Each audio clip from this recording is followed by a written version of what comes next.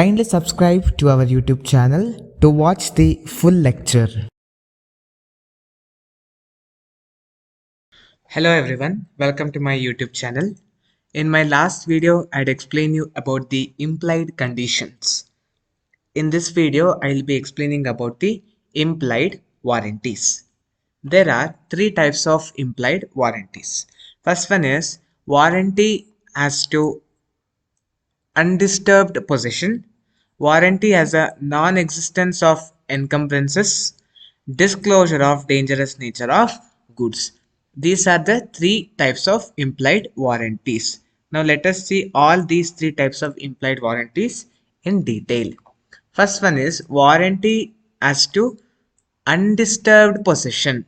See, it is an implied warranty that on the part of the seller that buyer shall enjoy the possession of goods sold to him without any disturbances. For example, A is a person and A is running a school. Let us think that A is running a school and he sells that school to person B. So once he has purchased, he will be doing administration over the school. After this sale is done, this A should not come and interfere between the administration whatever B is doing. In case if any disturbance, a buyer can claim the damages from the seller. In case any disturbances the seller does, if seller does any disturbances to buyer, then this buyer can go and claim the damages caused from the seller. ಏನಿದು warranty as to ಅನ್ಡಿಸ್ಟರ್ಡ್ possession ಅಂದರೆ ಒಮ್ಮೆ ಗೂಡ್ಸ್ನ cell ಮಾಡಿದ್ದಾರೆ ಅಂತ ಅಂದರೆ seller ಬಂದು ಯಾವುದೇ ರೀತಿ ಬೈಯರ್ಗೆ disturb ಮಾಡೋ ಹಾಗಿಲ್ಲ. ಯಾರು ಕೊಂಡ್ಕೊಂಡಿರ್ತಾರಲ್ಲ ಅವ್ರಿಗೆ ಮಾರ್ದವರು ಬಂದು ಡಿಸ್ಟರ್ಬ್ ಮಾಡೋ ಹಾಗಿಲ್ಲ. ಫಾರ್ ಎಕ್ಸಾಂಪಲ್ ಎ ಸ್ಕೂಲ್ ನಡೆಸ್ತಾ ಇರ್ತಾರೆ, ಆ ಸ್ಕೂಲ್ನ ಬಿಗೆ ಸೆಲ್ ಮಾಡ್ತಾರೆ ಅಂತ ಅಂದರೆ ಬಿ ಇವಾಗ ಸ್ಕೂಲ್ನ ನಡೆಸೋದು, ಎ ಬಂದು ಮಧ್ಯೆ ಅಲ್ಲಿ ಡಿಸ್ಟರ್ಬ್ ಮಾಡಬಾರ್ದು. ಒಂದು ವೇಳೆ ಎ ಬಂದು ಮಧ್ಯೆ ಡಿಸ್ಟರ್ಬ್ ಮಾಡಿದ್ರೆ ಬಿ ಅವ್ರ ಮೇಲೆ ಕೇಸ್ನ ಫೈಲ್ ಮಾಡಬಹುದು. This is known as warranty as to undisturbed possession. Next is warranty as a non-existence of encumbrances. Encumbrances example you can take it as mortgage. ಎನ್ಕಂಬ್ರೆನ್ಸಸ್ಗೆ ಅಡ ಇಡೋದು ಅನ್ನೋದನ್ನ ಒಂದು ಎಕ್ಸಾಂಪಲ್ ಆಗಿ ತಗೊಳ್ಬೋದು. Before selling the goods, it is necessary that the goods should be free from any charge or encumbrance from any third party. If a seller does not tell about such burden on the goods to the buyer, later on the buyer suffers a loss. The buyer can claim such losses from the seller. So before doing any sale of particular product, that particular product should be free from the charge of third parties.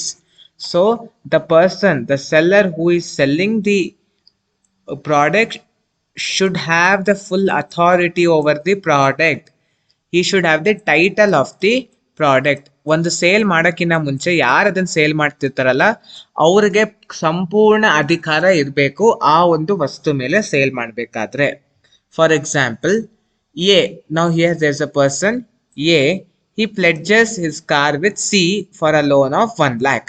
So he is keeping his mortgaging his car with C and for a 1 lakh loan. Now the C gives loan for A. A has received the loan, but he will tell that he'll promise, the A will promise C that he will give him its possession, means the car, the next day. So today he has already taken 1 lakh and he has told that he will give the car the next day. He has pledged the car. Next day what happens? Before that the A sells the car to B. He has taken loan 1 lakh from C, telling that the car, he has pledged the car, telling that tomorrow he will give the car, but today he has already sold it to B. Okay, and B has purchased it with good faith, means he has given money and he has purchased without knowing the fact that A has already sold, A has pledged the car with C. Now this C, the person C may either ask, the person B may either ask A to clear the loan, because C will come and ask now whom? C and will come and ask B, because B is having the car. So B, that time B will ask A to clear the loan, or himself may pay the loan, or B will only pay the loan, and finally he will file a suit against A, and he will recover whatever the money he has paid with interest. So ಈಗ A ಅನ್ನೋ ವ್ಯಕ್ತಿ ತನ್ನ ಕಾರನ್ನ ಅಡ ಇಟ್ಟಿರ್ತಾನೆ C ವ್ಯಕ್ತಿ ಹತ್ರ, ಮತ್ತೆ 1 lakh ಲೋನ್ನ ಕೇಳಿರ್ತಾನೆ. ಅವನ್ 1 lakh ಲೋನ್ ಸಿ ಎಗೆ ಕೊಡ್ತಾನೆ. ಎ ಏನ್ ಹೇಳ್ತಾನೆ, ಇದನ್ನ ನಾನು ನಾಳೆ ಕೊಡ್ತೀನಿ ಕಾರ್ ಅಂತ ಹೇಳಿರ್ತಾನೆ. ಅಷ್ಟರೊಳಗೆ ಎ ಏನ್ ಮಾಡ್ತಾನೆ, ತನ್ನ ಕಾರನ್ನ ಬಿಗೆ ಸೆಲ್ ಮಾಡ್ಬಿಡ್ತಾನೆ. ಸೊ ಈಗ ಬಿ ಪರ್ಚೇಸ್ ಮಾಡಿದಾನೆ ಕಾರ್ನ, ಬಟ್ ಆ ಕಾರ್ ಆಲ್ರೆಡಿ ಪ್ಲೆಡ್ಜ್ ಆಗಿದೆ, ಅದು ಬಿಗೆ ಗೊತ್ತಿರಲ್ಲ. ಸಿ ಬಂದು ಬಿನ ಕೇಳಿದಾಗ ಬಿ ಏನ್ ಮಾಡ್ಬೋದು, ಎಗೆ ಲೋನ್ನ ಕ್ಲಿಯರ್ ಮಾಡಕ್ ಹೇಳ್ಬೋದು, ಇಲ್ಲಾಂದ್ರೆ ಅವನೇ ಲೋನ್ನ ಕ್ಲಿಯರ್ ಮಾಡಿ ಎ ಇಂದ ಏನೇನ್ ದುಡ್ಡು ಪಡಿಬೇಕೋ ಎಲ್ಲದನ್ನ ಇಂಟ್ರೆಸ್ಟ್ ಸಮೇತ ಪಡಿಬಹುದು. This is known as warranty as a non-existence of encumbrances. Last one is disclosure of dangerous nature of goods. Disclosure of dangerous nature of goods. See, it is necessary that the seller should disclose the dangerous nature of the good sold. So before selling a good, the seller need to tell the dangerous facts about that particular good. If he does not disclose, by chance if any type of loss happens to the buyer, then all that loss should be compensated by the person who has sold the goods.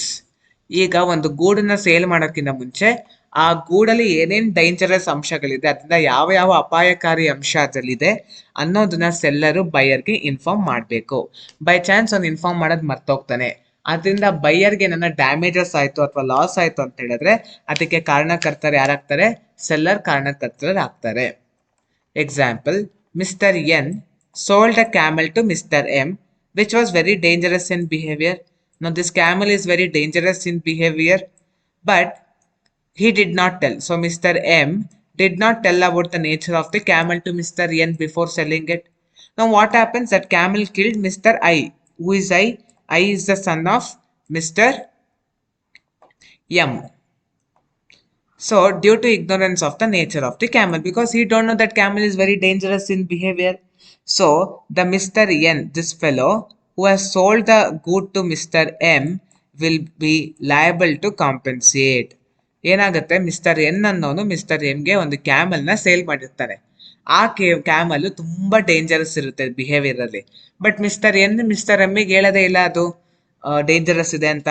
ಏನಾಗುತ್ತೆ, ಎಮ್ಮಿಗೆ ಒಬ್ಬ ಮಗ ಇರ್ತಾನೆ I ಅಂತ, ಅವನ್ಗೆ ಆ camel Kachchi ಸಾಯಿಸ್ಬಿಡುತ್ತೆ, because ಗೊತ್ತಿರಲ್ಲ ಅವ್ರಿಗೆ ಅದು ಡೇಂಜರಸ್ ಅಂತ. ಸೊ ಇದಕ್ಕೆ ಯಾರು ಕಾರಣಕರ್ತರು, mister N. So these are the types of implied warranties. Hope you have understood about this concept very well. In our next class, next video, we will be studying about rights of an unpaid seller. So I'll come back with another video with rights of an unpaid seller. So if you have any doubt regarding this, kindly go through the video once again, and notes for this I have put in the first comment. Kindly download the notes and study well. Thank you. If you have any queries regarding today's session, kindly send your queries to education.mbroadcast@gmail.com.